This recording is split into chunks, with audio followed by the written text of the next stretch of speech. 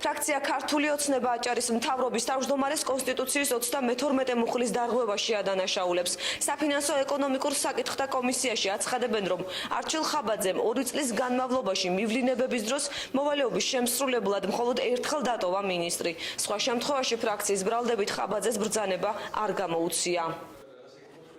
აჭარის კონსტიტუციის 32 მუხლი ავალდებულებს მთავრობის თავმჯდომარეს მისი არ ყოფნის შემთხვევაში ერთ-ერთ მინისტრს დაავალოს მოვალეობის შესრულება.